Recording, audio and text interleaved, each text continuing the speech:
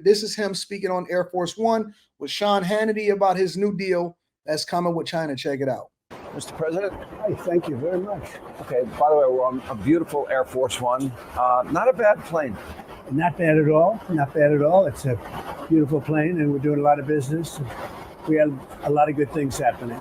Okay, so this is an amazing week so far.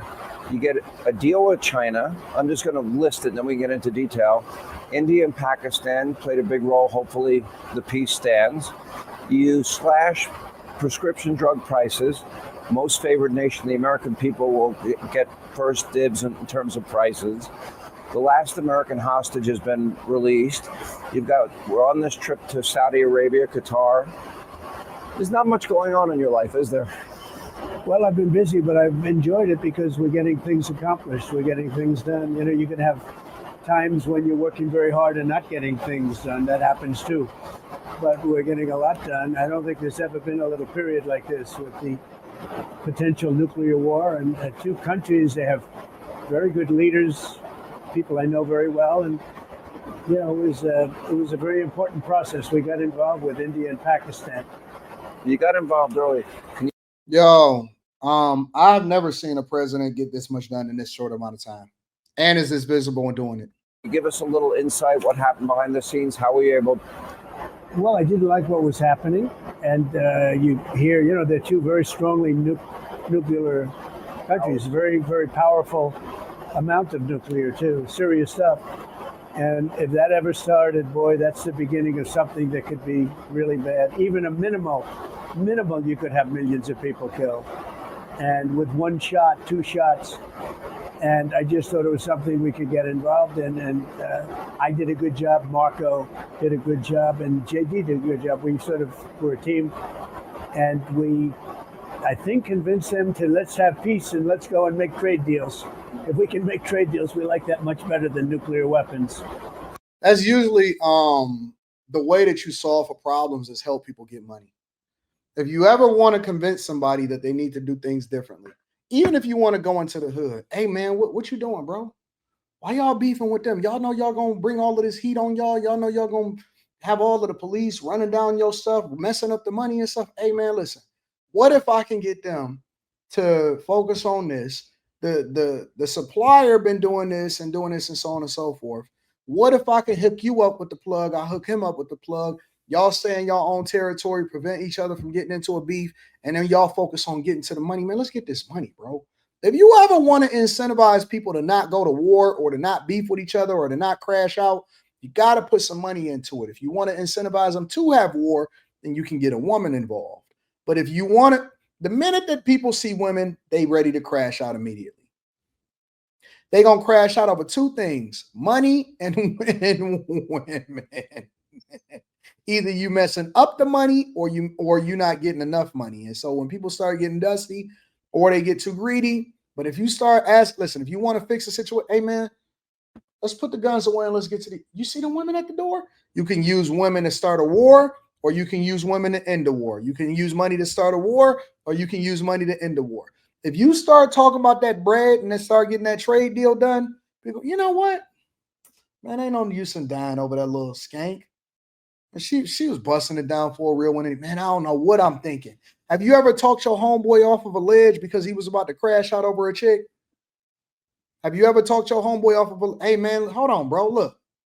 Wait a minute, man. I thought you said you ain't care about that little hoe when she first came around. Now you about to crash out over her? Yeah, you right, dog. What I was thinking.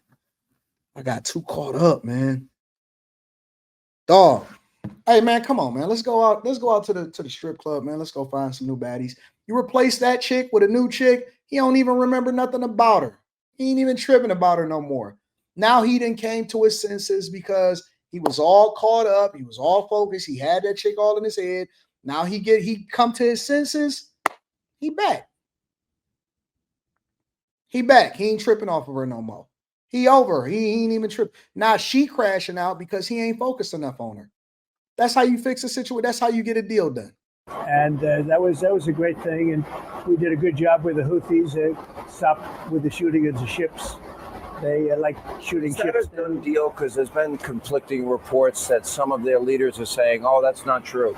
Well, it is with respect to America. Now, you can't always count on somebody necessarily telling the truth, but their surrogates were very strong, very powerful, very good relationship with them. They're tough fighters. They can take a lot of punishment, but with respect to America, they say it's true. So we'll see. You'll know. You'll be the first to know, won't you? I follow the news closely. I read everything. I We'll think the talk about it biggest tonight, surprise tomorrow. from this Tomorrow I'm weekend, gonna talk about it was a week ago Friday, where I'm not I saw prepared to talk that about China announced, quote, "If the president is serious, we will be willing to negotiate with him." And Scott Bessent, your Treasury Secretary, met with their representatives in Geneva on Saturday. That's true, Mr. Lott. That's a On good one. Monday, you're announcing a trade, or actually on Sunday, you announced a deal with China. Yeah. How did that happen that quickly? Well, they met on Saturday and Sunday, and they had a deal pretty much from the beginning. It was the concept of a deal. And, one of the things that, as you know, it's sort of a 90-day deal as we negotiate other aspects. But one of the things I think that could be most exciting for us and also for China is that we're trying to open up China. Because, as you know, many years ago, we opened up the USA. Now it's time for China to open up, and that's part of our deal. And we're going to open up China. To me, that's the most exciting part. But yeah, we made a deal. The relationship is very good. I've always had a good relationship with President Xi. It was interrupted because of COVID, obviously. But outside of that, I've always had a great relationship, a lot of respect for him. And we'll see how that all works out. But we have the confines of a very, very strong deal with China.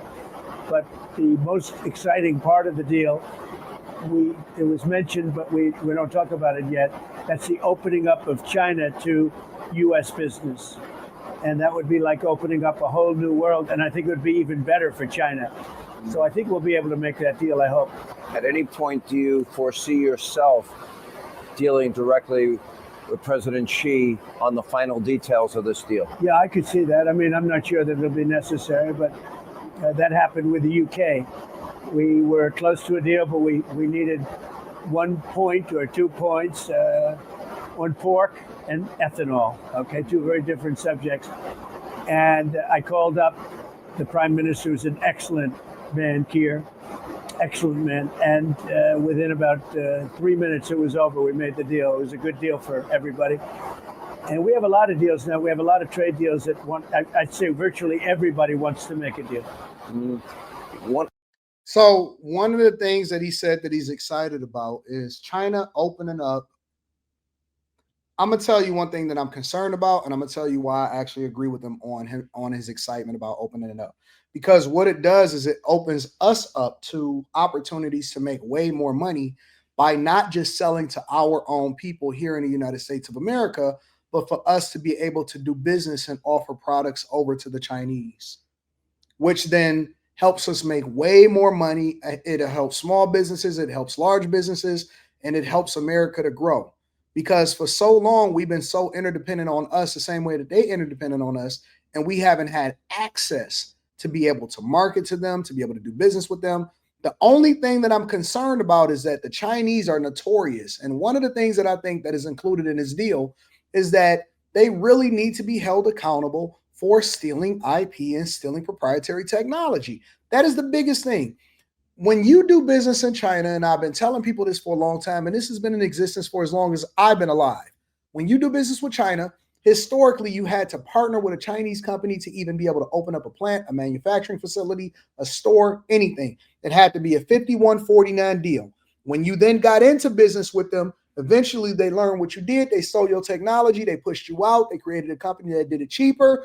And then they sold it back to the United States of America at a much cheaper price. And then people said, oh, we can't live without these cheap products.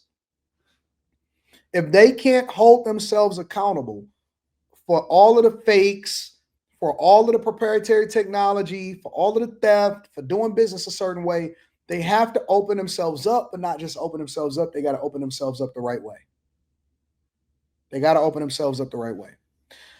Make sure y'all hit a like for the algorithm, subscribe to the channel, and turn on your notifications.